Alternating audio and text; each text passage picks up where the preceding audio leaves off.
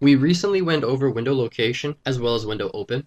How do I create a link that doesn't actually bring me anywhere? And that is a very good question. And for a lot of web developers, this takes a lot of time or a lot of research to actually find out. So what I mean by an empty link is that when you click a link, nothing happens. Now, there's two ways to do this. First of all, we can change the href to the number sign, and that just displays the link like this. So let me scroll down a little bit. When I click this link, it just brings me back to the top. Now that's the problem with this. Now as far as I know, Opera is the only one that supports this as an empty link.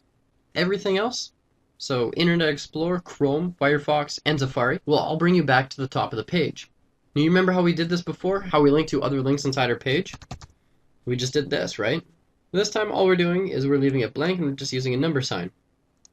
Or, quite often known now, as a hashtag. So the reason it brings us back to the top of the page is because it's looking for another link inside the page, so it doesn't have to reload, and it's going from the top to the bottom. The problem with this is it's going to start with this. It's looking for name as our link, but it doesn't find anything, so it stops at the top, and that's how we got back to the top.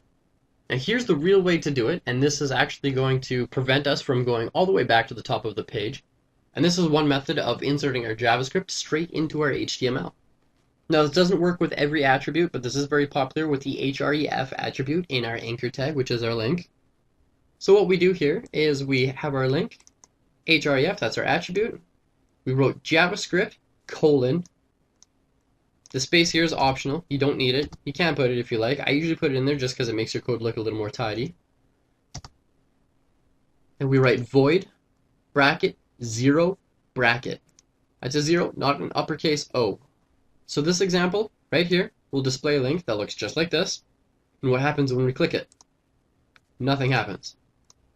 I could click this over and over and over again. Nothing's going to happen. And the reason that nothing happens is because JavaScript is saying this is void. There's nothing there. There's nothing to link to. So really what it does is our JavaScript overwrites our HTML in our browser and says, hey, there's nothing here.